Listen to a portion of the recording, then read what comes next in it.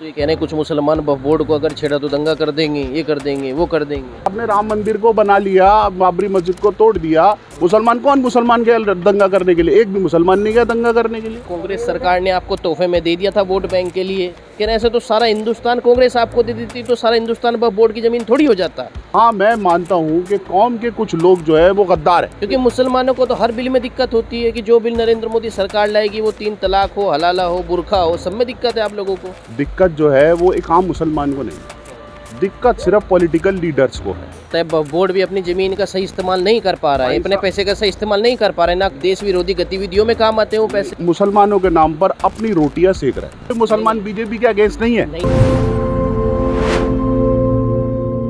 क्या नाम है भाई साहब आपका? शकीर मिर्जा। शकीर मिर्जा।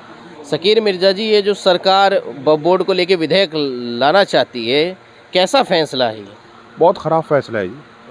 सरकार का क्या रोल है इसके अंदर? हमारे पुरखों ने जो ज़मीनें खरीदी थी वो ज़मीन खरीद करके कौम के नाम उसे वक्फ करके गए, और वो ज़मीन आज सरकार हड़प लेना चाहती है। तो सरकार को तो आप कुछ भी नहीं कर सकते। अब जब जो उसने सोच लिया है कि जो चीज़ उसको हड़पनी है तो वो हड़प ही लेगी।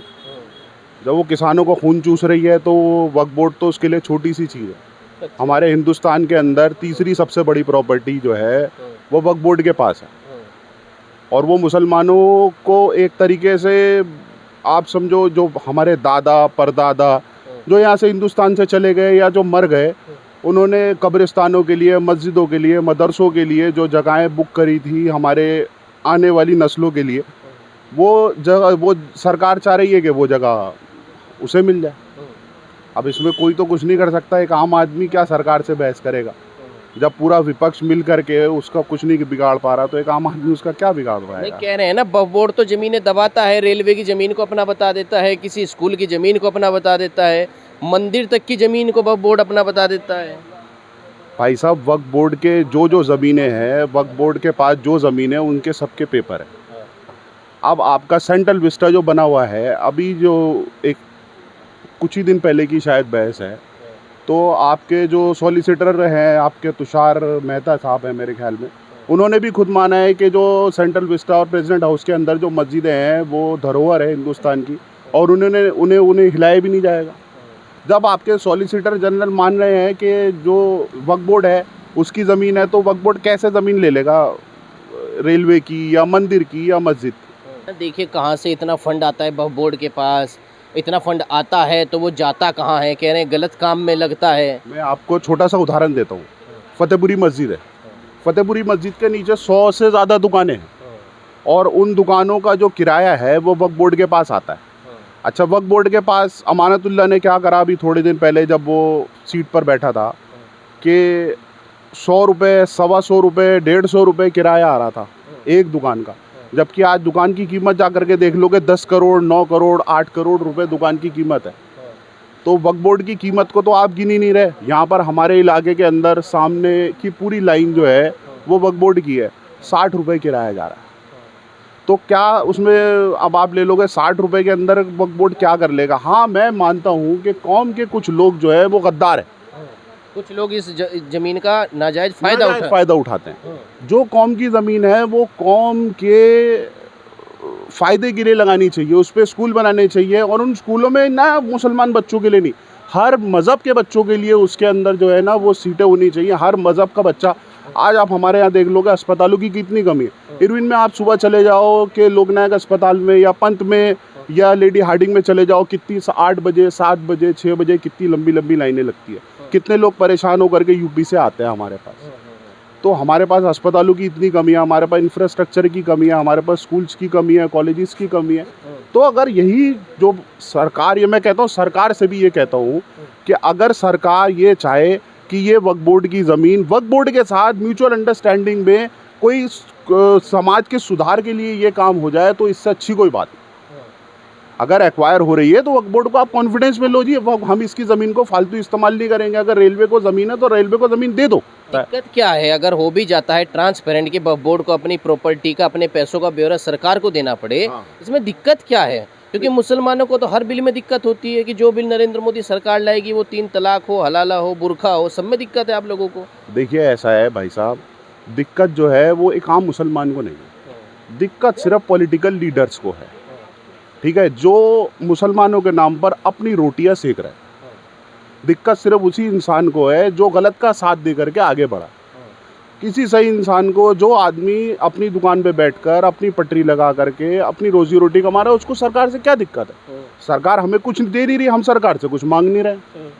अगर सही काम के लिए कोई चीज़ इस्तेमाल हो रही है, या चाहे वो वक्फ बोर्ड की हो, चाहे वो दिल्ली सरकार की हो, चाहे PWD की हो, MCD की हो, तो उसको इस्तेमाल कर लेना चाहिए।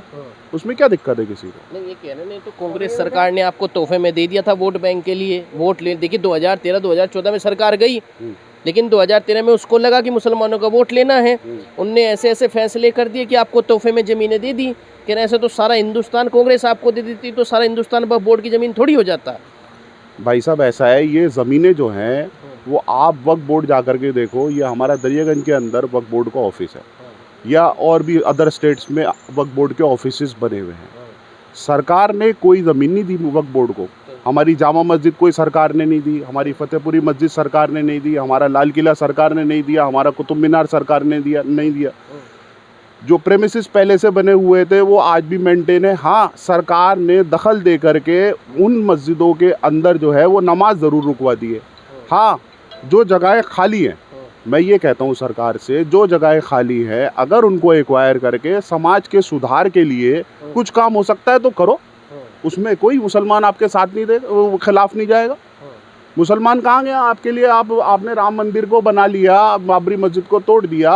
मुसलमान कौन मुसलमान के दंगा करने के लिए? एक भी मुसलमान नहीं गया दंगा करने के लिए।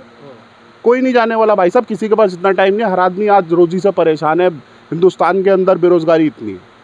क्या लगता है वक्फ बोर्ड भी अपनी ज़मीन का सही इस्तेमाल नहीं कर पा रहा है, अपने पैसे का सही इस्तेमाल नहीं कर पा रहा है? ना कहीं भंडारा करता है, ना कहीं लंगर लगाता है, बस केवल लिए बैठा है पैसे। और पैसे कहाँ जा रहे हैं? कह रहे हैं कि देश विरोधी गतिविधियों में काम आते हैं वो पैसे। मैं आपको बताता हूँ, वक्फ बोर्ड भी जो है, देखिए मैं तो इतनी नॉलेज तो नहीं है वक्फ बोर्ड की, लेकिन थोड़ी सी नॉलेज है, थोड़ी सी नॉलेज है। और जैसे वक्फ बोर्ड है उसी तरीके के यहाँ पर दिल्ली 6 के अंदर कई सारे जो है वो NGOs बने हुए हैं, जो पुरानी ज़मीनें लोगों ने वक्फ कर दी।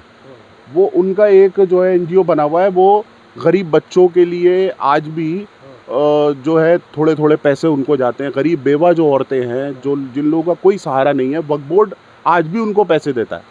लेकिन उसका सही इस्तेमाल कैसे होगा? जब तक सरकार इसके अंदर इंटरफेरेंस नहीं करेगी, दिल्ली सरकार नहीं करेगी, भारत सरकार नहीं करेगी, हर चीज़ को फेयर कर दे।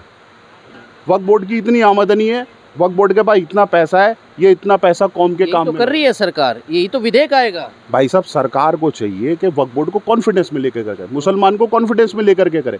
मुसलमान के खिलाफ जाकर के आप ये काम नहीं करोगे। अगर आप मुसलमान के खिलाफ जाकर के ये काम करोगे तो मुसलमान तो यही सोचेगा उनने तो हमारी जमीन। इसके खिलाफ क्या हुआ? अगर विधेयक लाती है इसमें खिलाफ क्या? भाई साहब, विधेयक, आप जो विधेयक सरकार ला रही है, मैं ये नहीं कह रहा कि सरकार हो सकता है उससे सही है, ठीक है, इतनी नॉलेज तो अभी नहीं है, लेकिन फिर भी थोड़ी सी जो नॉलेज ये है कि सरकार को वक्फ बोर्ड को साथ में लेकर के, जितनी भी वक्फ बोर्ड की हिंदुस्तान में ज़मीन है उसको साथ में लेकर के समाज के सुधार के लिए काम करना चाहिए।